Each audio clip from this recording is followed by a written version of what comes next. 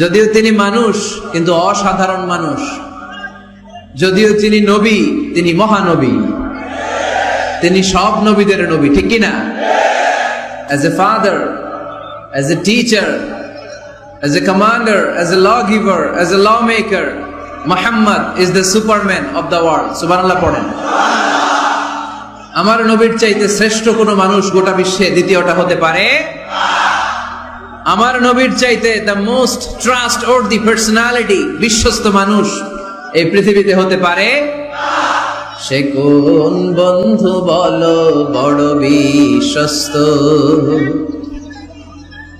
সে কোন বন্ধু বলো বেশি বিশ্বস্ত, কার কাছে মন খুলে দেয়া যায়, কার কাছে প্রাণ খুলে দেয়া যায়,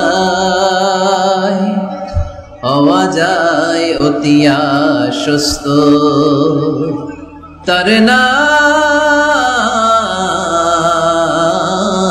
আহমদ বড় বিশ্বস্ত। সুবহানাল্লাহ বলেন।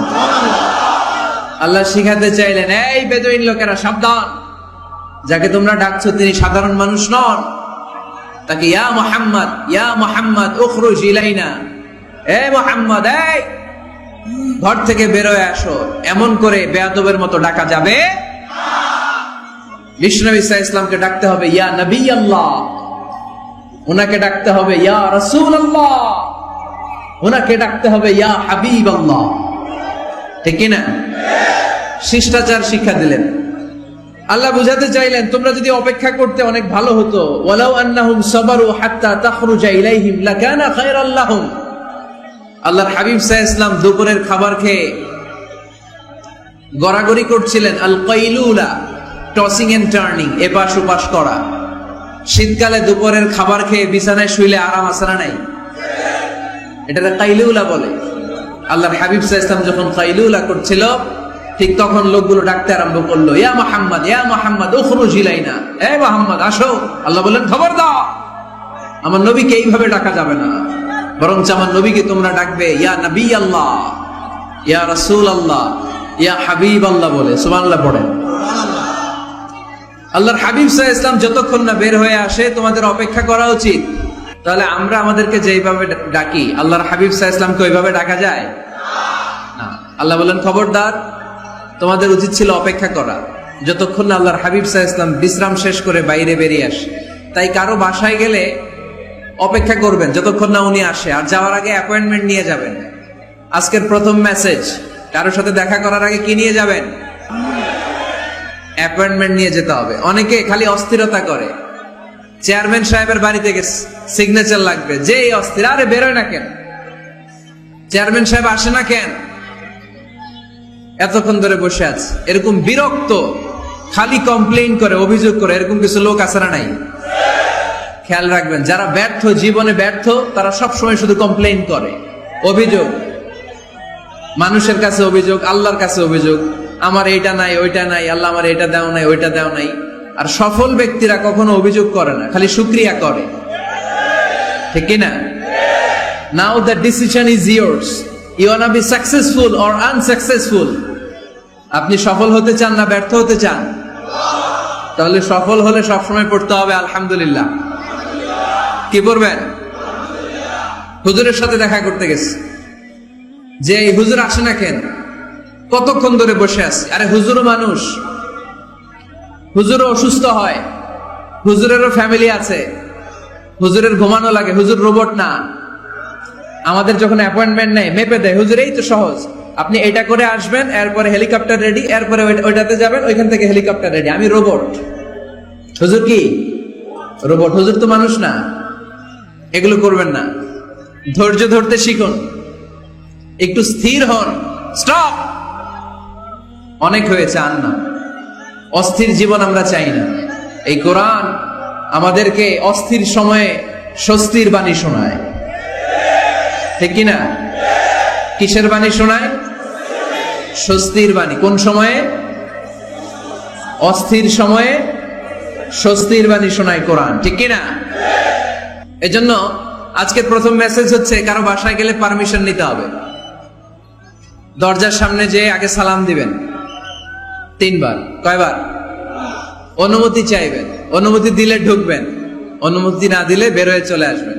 পারা যাবে? এজন্য রব্বুল আলামিন বলেন, ইয়া আইয়ুহাল্লাযীনা আমানু লা তাদখুলু বুয়ুতান গায়রা বুয়ুতিকুম হাত্তা তাস্তানিসু ওয়া তুসাল্লিমু আলা আহলিহা যালিকুম খায়রুল লাকুম লাআল্লাকুম তাযাক্কারুন। সুবহানাল্লাহ পড়েন। আল্লাহ ডেকে বললেন, ও ঈমানদাররা শোনো শোনো, তোমরা যখন অন্য কারো বাড়িতে যাবে, খবরদার অনুমতি না নিয়ে, সালাম না দিয়ে ঘরে ঢুকে যেও না। দরজার সামনে দাঁড়িয়ে থাকো, দরজার সামনে দাঁড়িয়ে দাঁড়িয়ে 3 বার অনুমতি চাও, তারপরে সালাম দাও। অনুমতি দিলে ঢুকবা, নচেত চলে যাবা। ঠিক কিনা? এই আইনটা কার?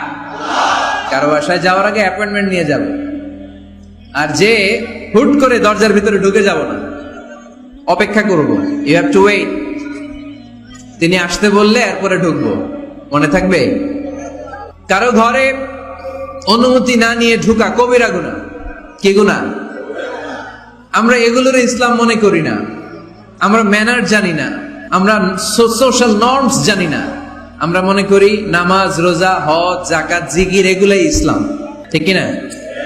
ধরাবাঁধা ইসলাম হিন্দু ধর্মের মতো গদবাঁধা কোনো ধর্ম নয়।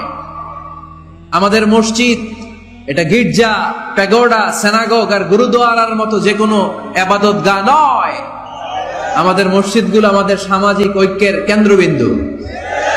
আমাদের ইসলাম হচ্ছে আমাদের জীবন চালানোর মেথোডোলজি।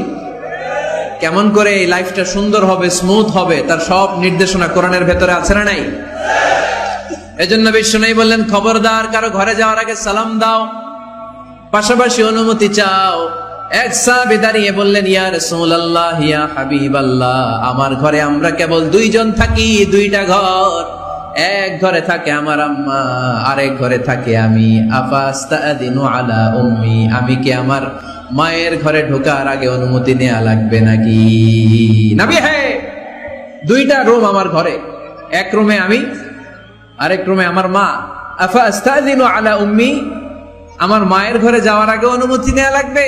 আনা খাদিমুহা, আমি তো তার খেদমত করি, মায়ের ঘরে যাইতে অনুমতি লাগবে? বিশ্বনবী বললেন, নাআম ইস্তাযিন আলাইহা, হ্যাঁ অবশ্যই মায়ের ঘরে ঢোকার আগে অনুমতি নিয়ে ঢুকবা। সুবহানাল্লাহ পড়বেন না? সাহাবী বললেন, ইয়া রাসূলুল্লাহ, তিনি তো আমার মা, অনুমতি লাগবে কেন? বিশ্বনবী বললেন, তুহিব্বু আন তারাহা উরিয়ানাতান, ও সাহাবী, তুমি কি তোমার মাকে উলঙ্গ দেখতে পছন্দ করো নাকি? সাহাবী বললেন, না, কশিন কালেও নয়, আমি কখনো আমার মারে উলঙ্গ অবস্থায় দেখতে পছন্দ করব না। বিশ্বনবী বললেন, তাহলে অবশ্যই অনুমতি নিয়ে ঢুকবা। যদি মারে উলঙ্গ দেখতে মনে না চায় তাহলে ঢুকবা, কারণ ঘরের ভিতরে কে কখন কোন পরিস্থিতিতে থাকে তার কোনো হিসাব আছে? এজন্য সালাম দিবেন, নক করবেন, অনুমতি চাইবেন, তখন নিজেকে নিজে ভিতরে যারা আছে, মহিলা হোক পুরুষ হোক, সামলে নিবে, গুছিয়ে নিবে, তারপরে আপনাকে ঢুকার ব্যবস্থা করে দিবে। ঠিক কিনা? তাহলে মায়ের ঘরে ঢুকতে হলে যদি অনুমতি লাগে, তাহলে বোনের ঘরে ঢোকার আগে অনুমতির দরকার আছে না নাই? আমার পাশের ঘর হচ্ছে আমার ভাইয়ের ঘর, ভাইয়ের ঘরে ঢোকার আগে অনুমতির দরকার আছে না নাই? কাজিন, চাচাতো বোন, খালাতো বোন, চাচাতো ভাই, খালাতো ভাই, পাশের ঘরের ভাবি, পাশের বাড়ির মানুষ, এদের ঘরে ঢোকার আগে অনুমতির প্রয়োজন আছে না?